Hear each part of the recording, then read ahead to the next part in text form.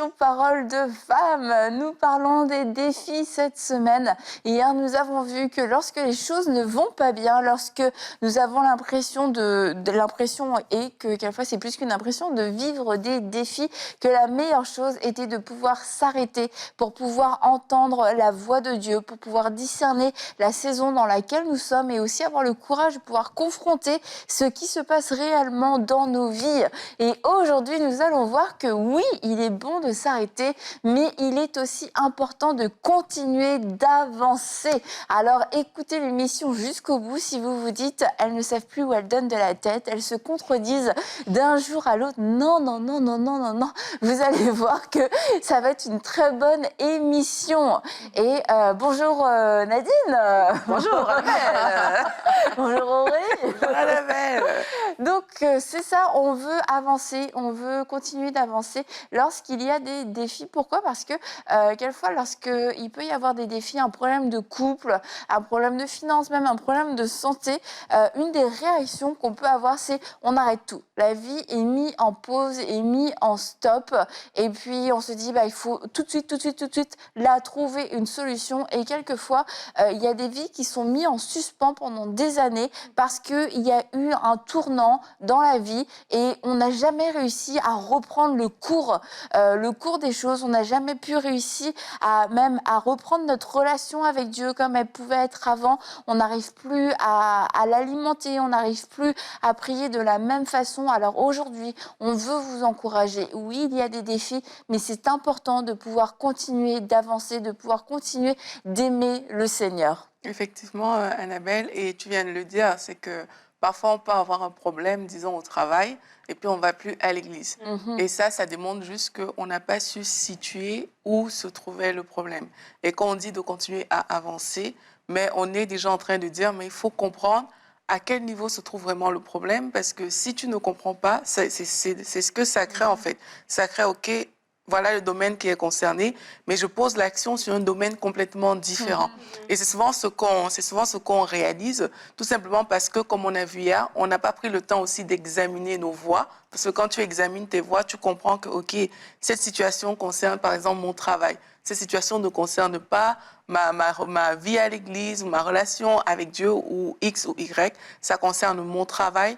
Donc, c'est au niveau du travail que je dois poser une action par rapport à cette situation-là. C'est pas au niveau de mon église que je vais couper tout. Donc, je vais continuer à faire les choses dans d'autres domaines en parallèle. Je vais continuer à aller à l'église, je vais continuer à éduquer mes enfants, je vais continuer à faire différentes choses, mais en mettant bien en vue que dans ce domaine-là, si j'ai besoin de m'arrêter pour prendre un temps, comme on a vu hier, je m'arrêterai à ce niveau-là.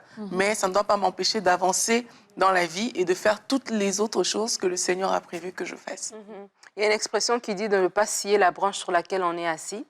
Et je crois que lorsqu'on coupe notre relation avec Dieu, donc que ce soit par rapport à l'Église, mais même par rapport à notre relation avec Dieu, on est en train de faire ça. On est en train de scier la branche sur laquelle on est assis. On est en train de couper l'élément le plus important qui peut nous aider à sortir de nos défis. On a parlé hier que la fondation solide, c'est Jésus. Mais dans la vie de tous les jours, parce que devant un défi, on est submergé, parce qu'on est sans solution, parce qu'on est découragé aussi, on peut penser que, voilà, je suis trop fatiguée, donc je suis trop fatiguée pour prendre du temps avec Dieu. Je suis trop fatiguée pour aller à l'église. C'est le premier endroit où est-ce qu'on veut couper.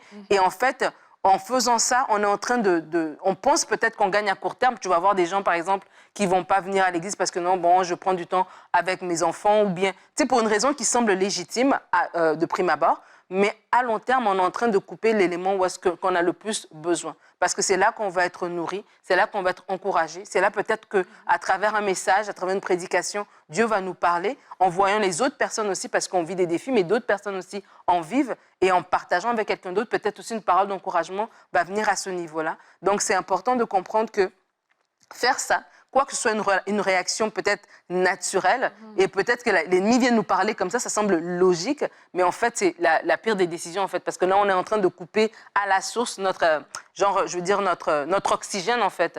Et peut-être à court terme, on ne le sent pas, mais à long terme, on va le ressentir. Et on parlait de continuer d'avancer par rapport aux défis. J'aimerais vraiment encourager les gens à tu sais, des fois, on met tout dans le même panier, voilà, et puis on met tout dans le même panier.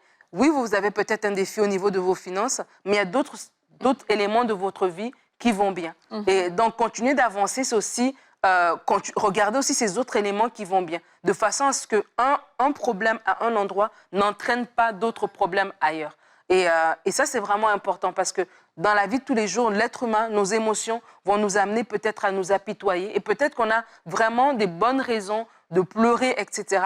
Mais autant qu'on a des défis devant nous, regardons aussi à ce que nous avons de bien, les endroits où ça va bien, pour que nous puissions justement avoir ce courage de continuer d'avancer. Peut-être aujourd'hui, oui, j'ai un défi avec mon enfant, j'ai du mal à connecter peut-être avec mon adolescent, mais mon enfant n'aura pas juste 15 ans toute sa vie. Il sera un adulte à un moment donné. Il y a des belles années qui nous attendent devant nous, comme on a aussi eu des belles années avant. J'ai peut-être un défi dans mon couple aujourd'hui, mais nous avons eu des belles années. Nous nous sommes mariés parce que nous nous aimions. Nous avons aussi un avenir. Et donc, du coup, on continue d'avancer. C'est aussi un acte de foi, d'espérance, de dire, il y a un avenir après cette tempête, il y a un avenir après ce défi. Et lorsque je continue d'avancer, je suis en train de dire à ma situation, écoute, je t'ai vu, je sais que tu vas partir, donc du coup, moi, je continue.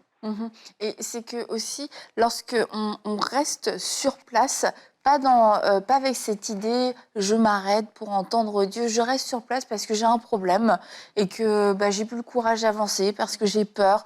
En fait, on reste dans la zone du problème. On reste là où est le problème et d'un seul coup, on s'installe, on pose nos tentes, on construit notre maison dans la zone problématique. Et la solution va sûrement se trouver en chemin, à travers notre propre chemin, à travers ce que Dieu va pouvoir nous dire, à travers aussi d'autres personnes. Mais cette zone-là où on va absolument rester, c'est le pays du problème. Et on dit, demeurons dans le pays du problème tant que le problème ne part pas. Mais en fait, moi-même, je suis en train de m'y installer. Et on veut vous encourager aujourd'hui, comme Nadine l'a dit, c'est pas parce qu'on a un problème dans un domaine de notre vie que toute notre vie a forcément un problème. Mais lorsque on laisse le problème prendre toute la place dans nos pensées, prendre toute la place dans nos cœurs, prendre toute la place dans notre agenda, et bien d'un seul coup, ce problème devient maître de notre vie. C'est lui qui nous dit ce à quoi je dois penser, comment je dois vivre ma vie au jour le jour, parce que d'un seul coup, je vais commencer à construire ma vie autour de ce problème. Je construis ma vie autour de cette facture. Une grosse facture vient d'arriver. Aïe, ma vie est construite autour de ça.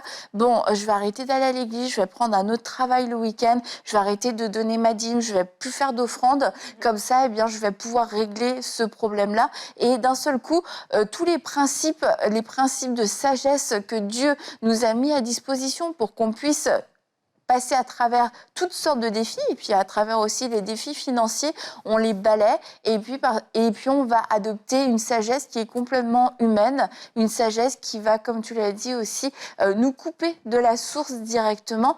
Et c'est pour ça que, oui, nous avons besoin de nous arrêter, comme on l'a dit hier.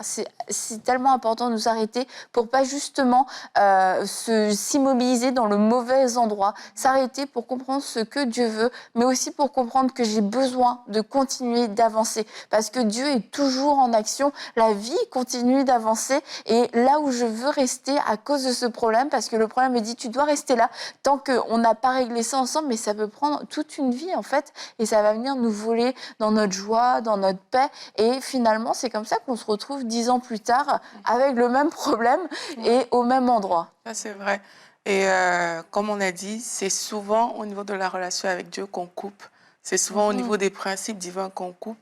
Et vraiment, on veut vous encourager. Si vous avez coupé les ponts avec votre église et tout, avec la dîme, comme Annabelle a dit, avec toutes ces choses que le Seigneur a mis en place vraiment pour votre vie, on vous encourage à revenir sur le bon chemin parce que c'est de ça qu'il s'agit. En fait, c'est la relation avec Dieu, comme Nadine expliquait, c'est vraiment le socle et c'est la base de tout.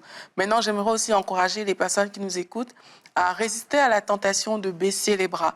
Parce que quand on a un problème, justement, on a cette tendance, comme tu as dit, on va baisser les bras, on va s'installer, et puis à éliminer certaines excuses. Il y a des personnes qui sont là, tu vois que, OK, j'ai un défi, peut-être ce défi, ça prend de faire une formation, mais tu dis, ah oui, mais j'ai déjà 55 ans, par exemple. Et la formation dure 2 ans. Mais tu ne vas pas commencer la formation aujourd'hui, mais dans 2 ans, tu auras 57 ans, mais sans formation. Tu vois, parce que tu t'es arrêté tout simplement, tu avais trouvé une excuse qui te maintenait dans cette situation-là. Tu aurais pu avoir les mêmes 57 ans avec formation, mais là, tu l'as, mais tu ne l'as pas du tout. Donc, continuer d'avancer, c'est ça. C'est éliminer aussi les excuses qu'on peut souvent avoir dans nos vies pour juste rester là et ne pas bouger et ne pas avancer du tout. Et quand je lisais... en pensant à cette émission, je lisais les armes spirituelles, là, parce qu'on parle d'affronter des défis. Je lisais les armes du croyant, et puis on te dit, OK, prenez ça, ça, ça. Et à la fin, on dit, prenez aussi à vos pieds le zèle de l'Évangile. Le zèle, c'est quoi de l'Évangile à tes pieds? Ça veut dire que tu avances en faisant cette chose-là. Tu vois, donc dans tous les cas, la Bible te montre qu'il faut avancer. Quand il y a un défi, là, on te parle des armes, d'un combat. Hein. Donc, tu es peut-être en train de combattre, donc tu as un défi devant toi que tu es en train de mener. Mais on te dit, à tes pieds, garde le zèle, en fait. Et c'est ça qui fait qu'on avance. C'est quand on est capable, malgré les défis, de continuer d'avancer, d'avoir à nos pieds ce zèle qui nous fait avancer à gauche, à droite, selon ce que le Seigneur a prévu qu'on fasse. Donc, je nous encourage vraiment à ne pas stagner, mais avancer. Et je veux m'arrêter même sur ce zèle de l'Évangile. Avancer dans le service pour Dieu. C'est tellement important. Parfois, on va dire, oui, mais moi, j'ai pas ça, je veux pas donner à autrui et tout. Mais tu ne réalises pas que en donnant à l'autre, en semant dans sa vie, toi, tu es en train de faire quelque chose, mais tout simplement parce que tu as décidé d'avancer. Tu n'as pas décidé de rester là, de croiser les bras, parce que toi aussi, tu as tous les problèmes de la terre. Tu as continué à faire ce que le Seigneur t'a demandé, et ça fait une différence. Donc, éliminons les excuses et ayons vraiment à nos pieds ce zèle que le Seigneur nous recommande d'avoir, et marchons dans ce sens-là, pour avoir aussi des bons résultats. Hier, quand on a parlé de l'importance de la parole. Aurélie a parlé de ça, la parole que Dieu nous donne. Et dans nos défis, on parle de continuer d'avancer. J'ai dans mon cœur ce passage, il y en a plusieurs dans les Écritures, dans les Évangiles, où est-ce que Jésus va guérir quelqu'un et puis la personne va partir. Et c'est en chemin que la guérison va se manifester. Les lépreux, c'est en chemin que voilà, ils se rendent compte qu'ils ont été guéris. Le monsieur qui vient pour demander à Jésus de venir voir son fils, Jésus lui donne la parole. Et c'est quand il marche, il arrive chez lui et qu'on lui dit que non, finalement, ton fils avait été guéri. À quelle heure? Au moment où Jésus lui avait donné la parole. Donc, je suis en train de dire, je dis ça pourquoi? Pour que les gens puissent comprendre que c'est en chemin. Ouais. C'est en chemin. Vraiment, il faut continuer d'avancer parce que c'est en chemin. Dieu t'a donné cette parole, mais c'est un acte de foi, toi aussi, que de continuer d'avancer. De ne pas dire, Seigneur, je ne bouge pas tant que je ne vois pas cette parole se réaliser. Ce monsieur aurait pu dire, ben non, j'ai besoin que, je sais pas, non, il a cru à la parole que Jésus lui a donnée. Il est parti et Dieu est tellement bon qu'il lui a montré que, tiens, c'est quand je t'avais donné la parole que l'exaucement, il était déjà arrivé. Et donc, c'est vraiment important, par exemple, au niveau de la famille, au niveau de ton couple. Tu t'es allé dans le lieu secret. Dieu t'a parlé que oui, il est celui qui bénit, il est celui qui donne la paix dans ton foyer, etc. Tu as pris cette parole, n'est-ce pas? Mais maintenant, dans le quotidien, c'est pas du jour au lendemain que voilà, c'est la joie. Mais parce que tu as cru à cette parole, parce que toi-même, tu te disposes maintenant, pas comme une femme malheureuse, mais une femme qui est heureuse dans ton foyer. Donc même toi-même, dans ta façon d'accueillir ton mari, ta façon de parler, elle est différente parce que tu sais que non, moi, je suis dans un foyer qui est bien. Et donc, le premier jour, il n'y a peut-être rien. C'est le deuxième jour, troisième jour, c'est au bout d'une semaine. C'est peut-être 1 an plus tard que tu regardes en arrière, tu te dis, mais Dieu l'a fait en fait. Je ne me suis pas rendu compte à quel moment, mais c'est comme les choses ont juste été redressées. Et c'est en regardant en arrière, tu te dis, ah mais tiens, c'est vrai. Ça fait 1 mois qu'on ne s'est pas disputé, ça fait 6 mois qu'on ne s'est pas disputé. On se comprend tout d'un coup, on arrive à se parler, etc. Dieu l'a fait, mais Dieu l'a fait parce que tu as cru en sa parole et tu as avancé. Et non, tu n'étais pas statique, rigide, en disant tant que je ne vois pas X, Y, Z, je ne fais rien. Je crois en la parole de Dieu, je continue. Et c'est comme ça aussi que le Dieu va nous parler, nous mettre aussi des façons de réagir. Je réagis d'une certaine manière, je parle avec foi parce que je sais que voilà, mon problème, il a déjà été solutionné en fait. Je pensais qu'on dit que le visage de Anne a changé. Et ça me fait aussi penser à le truc au mariage, l'eau changée en vin. Et on dit qu'ils ont avancé, mais ils avaient de l'eau. C'est quand ils sont arrivés devant le maître, là, il y a eu du vin. Et c'est exactement ce que tu dis, Nadine, c'est que justement, parfois, tant qu'ils n'avaient pas avancé, s'ils avaient attendu le vin là sur place, peut-être qu'ils seraient juste restés avec de l'eau en fait. Et parfois c'est ça, c'est que on reçoit des paroles de Dieu, le Seigneur te parle, mais tu le fait de ne pas avancer, le fait de ne pas aller dans cette direction, mais tu restes avec ton eau, tu restes avec ta situation, tu restes avec le problème, alors que tu te serais déployé, tu aurais commencé à mettre les pas au fur et à mesure que tu avancerais, mais cette eau se changerait en vin. Donc je trouve que c'est une parfaite illustration, vraiment, pour démontrer à quel point il est important de continuer d'avancer. Ouais, puis au final, c'est vraiment ça, la foi. C'est qu'on n'attend pas de voir la solution en manifestation, c'est de la solution tangible pour pouvoir agir en se disant Dieu a déjà agi, Dieu a déjà pris soin de cette situation, Dieu a déjà trouvé une solution et moi, dans mes actions, dans mes décisions, je me positionne en prenant en compte ce paramètre extrêmement important, c'est que Dieu l'a déjà fait. Et lorsque on reste en attente, ça veut dire que on attend que Dieu fasse. Écoute, moi Dieu, je vais commencer à bouger quand tu vas commencer à faire ton travail aussi. Sinon, je bouge pas. Mais c'est pas ça la foi. La foi, c'est de se mettre en action parce que on sait que Dieu a déjà agi. Et une autre chose aussi, c'est toujours dans le domaine de la foi. Moi, quand je pense aux défis et de continuer d'avancer malgré les défis, je pense à Paul. Et du coup, je relisais encore des passages de lui. Je lui ai dit, mais quel modèle de persévérance. Et à la fois, il est tellement persévérant que ça te fait mal. Tu te dis, pourquoi est-ce qu'il allait si loin? Ça a été un modèle, du coup, pour nous. Et Paul dit aux Corinthiens, dans 2 Corinthiens, au chapitre 4, il leur dit... En effet, nos légères difficultés du moment présent produisent pour nous, au-delà de toute mesure, un poids éternel de gloire. Ainsi, nous regardons non pas à ce qui est visible, mais à ce qui est invisible, car les réalités visibles sont passagères et les invisibles sont éternelles. Et on en parle souvent dans Paroles de femmes. C'est que c'est plus que nous, notre vie, c'est plus que nos défis, notre situation à nous, notre famille, notre couple. Et c'est des choses dont Dieu veut prendre soin, dont Dieu est concerné par ces situations. Mais nos vies aussi servent avant tout à glorifier Dieu et à porter du fruit pour d'autres personnes. Et Paul ne s'est pas arrêté parce qu'il avait en tête la mission que Dieu lui avait donnée. Il savait que Dieu, à travers lui, voulait l'utiliser comme un instrument, comme un canal pour que beaucoup puissent connaître Christ. Il ne s'est pas arrêté. Et en plus, quand Paul parle de ces légères afflictions, franchement, lui et moi, on n'a pas la même définition du mot légère. À la fois, je suis pleine d'admiration, mais à la fois, je me dis, purée, il a mis la barre tellement haute. Il dit un peu plus loin, toujours aux Corinthiens, pour qu'ils comprennent bien. Je me dis, j'aurais pas aimé recevoir la lettre des Corinthiens, moi. Il dit ces légères afflictions, souffrance, détresse, angoisse, coups, prison, émeutes, travaux pénibles, privation de sommeil et de nourriture, bref, toutes ces choses, ce sont des légères afflictions. Et malgré tout ça, je vais continuer. Et quand on lit, c'est dans les Actes, Paul laissé pour mort, il a été laissé pour mort. Tu dis, laissé pour mort, ça veut dire qu'on a cru qu'il était mort. On l'a tellement frappé, on l'a tellement tabassé qu'on a cru qu'il était mort. Et quand tu lis le récit, c'est qu'il n'est pas mort, mais qu'en plus, il se relève et que le lendemain, il continue. Moi, je me dis, mais attends, faut que je fasse... j'ai besoin d'un repos, j'ai besoin d'un congé. Et Paul, malgré les défis, a continué d'avancer. Il était toujours en mode, OK, Saint-Esprit, on va où? Qu'est-ce qu'on fait? Dans quelle ville on va aller? À qui on va aller parler, etc. Quel groupe de personnes on va aller impacter? On va aller témoigner de Jésus.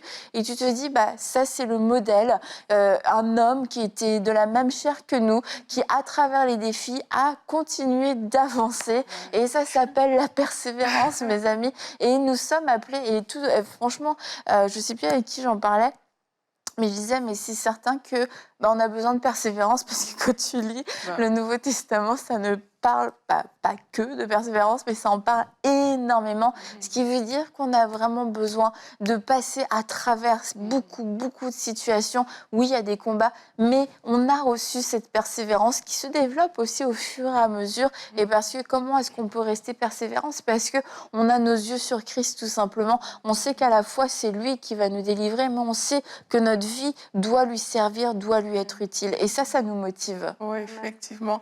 Et en fait, moi, ça me fait me dire qu'on ne doit pas prendre des décisions émotionnelles. Parce que c'est les décisions émotionnelles qui te font abandonner tout simplement parce que c'est trop dur. Donc, si Paul s'était juste basé sur ses émotions, ses affections et avait ces pas l'air choses très émotionnel. qu'il avait, ben, c'est sûr qu'à un moment, t'en as marre, là. Et tout. Mais non, lui, il s'est vraiment basé sur ce que le Seigneur lui a demandé de faire. Et du coup, il a dépassé ses propres émotions, il a dépassé des douleurs, il a dépassé toutes ces choses-là. Et nous, c'est comme tu dis, c'est un modèle pour nous, dans le sens que parfois, c'est nos émotions qui nous stoppent. C'est parce que non, j'ai trop mal, j'en peux plus là, je vais m'arrêter. C'est nos émotions qui vont comme déterminer jusqu'où est-ce qu'on peut aller. Mais c'est pas ça que la parole de Dieu nous demande de faire. La parole de Dieu vraiment nous encourage à se fixer sur le but, le plan de Dieu, et non à se fixer sur les choses que nous-mêmes, on aimerait... on a mis en place, on a pensé nos douleurs et tout. C'est pas ça qui doit déterminer les choses. Donc vraiment, décision émotionnelle, moi, c'est tout ce que ça me faisait quand tu parlais de Paul. C'est de dire, non, les décisions émotionnelles, il faut apprendre. Et c'est aussi ça, la persévérance. Apprendre à mettre ses émotions de côté pour faire ce que le Seigneur nous a demandé. Ce ne sera pas évident, mais c'est ça aussi, continuer d'avancer. C'est que oui, peut-être je pleure, mais je vais faire ce que le Seigneur m'a demandé. Peut-être que ce n'est pas évident, mais je vais continuer de faire ce que le Seigneur m'a demandé. Et en faisant ça, ben, je suis en train d'avancer, je choisis d'avancer plutôt que de m'arrêter. Quand tu parlais de 2 Corinthiens, il y a 2 Corinthiens 4, il y a un verset, je ne veux pas me tromper, donc je ne vais pas donner la référence, mais c'est le verset que Paul va parler de fortifier son homme intérieur, en fait. Qu'on doit fortifier. C'était juste avant. Ah, ok, d'accord. Vas-y, tu peux le lire. Ok, donc Corinthiens 4 au verset 16. Okay. Voilà pourquoi nous ne perdons pas courage, et même si notre être extérieur se détruit, notre être intérieur se renouvelle de jour en jour. Voilà. C'est ça? Oui, c'était exactement ça. Et donc, on parle d'avoir ce courage de continuer, ce courage d'avancer. Et j'aimerais vous encourager à fortifier votre être intérieur, à fortifier votre esprit, en fait, votre personne avec la parole de Dieu. Des fois, il y a des défis qui sont devant nous, qui sont énormes. Et c'est comme, waouh, ça te coupe le souffle, en fait. Mais c'est parce qu'en fait, il faut fortifier notre être intérieur. Il faut dire, Seigneur, je sais que ce défi est tellement grand. Je ne peux pas y arriver par moi-même. Mais je sais que dans ta présence, je suis renouvelée. Et il y a des moments comme ça, vous prenez du temps, que ce soit dans la louange, vous écoutez de la louange, vous commencez vous-même à louer, à déclarer la grandeur de Dieu, à déclarer ce Dieu qui est au-dessus de toute chose, ce Dieu qui est assis sur un trône inébranlable. Vous déclarez la grandeur de Dieu et vous-même, vous êtes fortifié. Vous vous sentez capable de faire face à ces défis, de les affronter parce qu'il y a une parole précise qui est mise dans votre bouche à ce moment-là, alors que vous prenez du temps dans la louange, dans la prière. Il y a des choses comme ça qui sont déposées en vous. Et vraiment, quand vous prenez du temps avec le Seigneur, vous en sortez, vous êtes fortifié, vous êtes beaucoup plus fort, vous êtes capable d'affronter des choses que d'autres personnes auraient plié bagage, d'autres personnes auraient fui dans la direction opposée. Vous êtes capable d'y aller parce que vous savez que Dieu est avec vous, Dieu vous a rendu, il vous a fortifié en fait. Et ça, c'est important de le faire régulièrement. Lorsque nous sommes devant un défi, le truc, c'est pas de battre en retraite, de se replier sur soi-même, de plus aller à l'église comme on a dit en début d'émission, mais c'est de se fortifier et d'affronter ce géant qui est devant nous et de savoir que ce géant va être terrassé. La différence entre les soldats qui étaient là avec Saül et David, c'était que David, il savait qu'il n'allait pas à son propre nom, il allait au nom de l'Éternel des armées. Il était capable de se tenir devant Goliath en sachant que Dieu était leur Dieu à eux, c'était le Dieu d'Israël qui avait une alliance avec eux et qui allait leur donner la victoire. Donc vous, en tant qu'enfant de Dieu, vous savez devant vos défis que vous y allez pas, moi j'y vais pas en tant que Nadine, j'y vais en tant que fille du roi des rois, j'y vais en tant que celle qui a été rachetée à un grand prix, j'y vais couvert par le sang de Jésus-Christ. Donc l'ennemi n'a pas le choix que de plier bagage. Il peut pas. Légalement, il peut pas se tenir là parce que j'ai eu une victoire qui m'a été acquise par Jésus à la croix. Et c'est important de connaître notre identité. Aurélie a parlé de notre armure, de connaître quelle est cette armure, de connaître notre parole, de connaître la position que Dieu nous donne devant ces défis et de se fortifier pour pouvoir les affronter. Et peut-être que le défi, il va pas tomber au jour 1, mais il finira par tomber. Il tombera au jour 3, au jour 4, mais il finira par tomber. Mais si vous vous arrêtez, ben c'est sûr que là, l'ennemi prend le dessus. Mais si vous continuez à avancer, alors là, l'ennemi se dit, ah tiens, elle a compris. Résiste au diable, il fuira loin de vous. Amen. Et quand tu parles aussi, ça me fait comprendre que, en fait, parfois, c'est parce que c'est justement des géants qui sont devant qu'on a peur d'avancer. Mais il faut commencer par ce qui est accessible.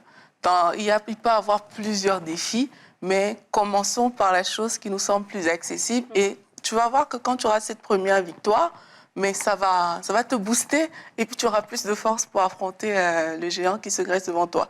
J'ai découvert une autre chose, ça je suis même en train de l'apprendre, j'aimerais le dire comme ça, c'est que quand un défi se présente devant toi, c'est juste un baromètre. C'est juste quelque chose qui va te montrer que tu as peut-être besoin de passer encore plus de temps avec Dieu pour venir affronter ce géant, rien de plus. Et tu peux même essuyer une première défaite, mais c'est ça qui sera comme... c'est ça qui va t'indiquer que, OK, j'ai essuyé une défaite ici, dans ce domaine-là.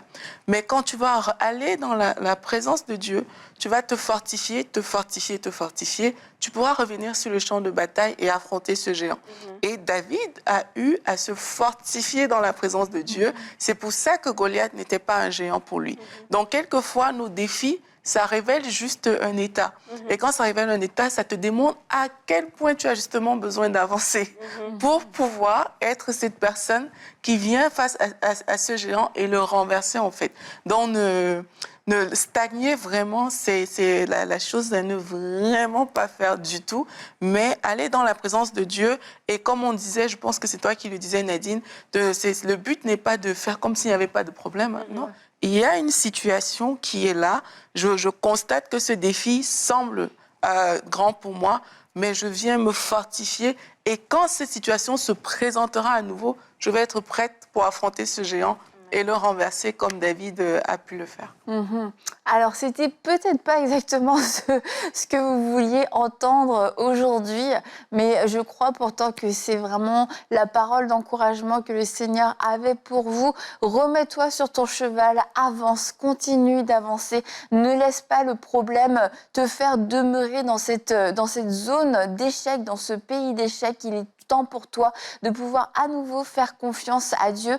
Et puis, comme on en a parlé aussi, c'est quoi que tu as dit, Nadine, scier sa branche où on est assis? Ouais, ne pas scier la branche sur laquelle on est assis. Ouais, c'est ça, de pas scier la branche sur laquelle on est assis. Et bien souvent, c'est notre relation avec Dieu qui va en prendre un coup. En premier, c'est comme si c'était un bonus dans notre vie, mais c'est notre base, c'est notre fondation. C'est vraiment la branche sur laquelle on demeure. Et c'est plus qu'une branche, c'est un roc. Et donc, on vous encourage à ne pas faire cette erreur, parce que si on est honnête aussi avec nous-mêmes, bien souvent, on va quand même avoir du temps pour faire des choses qui sont pas si prioritaires, qui sont pas si vitales que ça. Et pourtant, on décide, non, je vais arrêter d'aller à l'église, je vais arrêter d'aller à la réunion, je vais arrêter de lire ma Bible, non, je vais arrêter de me lever plus tôt le matin pour prendre un temps parce que je suis trop fatiguée, mais on prend du temps pour autre chose. Alors, soyons aussi sages, soyons vigilants, éveillés, parce que oui, le diable rôde comme un lion rugissant. Il veut vous tenter par toutes sortes de solutions qui ne sont pas des solutions divines. Alors aujourd'hui, le Seigneur vous a encouragé à reprendre votre route, à vous mettre debout et, comme Paul l'a dit, à ne pas considérer ces légères afflictions comme des obstacles pour pouvoir vous arrêter. Non, votre vie est plus que ce que vous pensez aujourd'hui. Elle doit servir à glorifier le Seigneur. Votre vie porte du fruit. Elle va amener d'autres personnes aussi à découvrir le Seigneur. Donc nous n'avons pas ce luxe de pouvoir gaspiller notre vie et de pouvoir laisser les défis nous arrêter. Et je vous dis à demain pour une prochaine émission de Paroles de Femmes.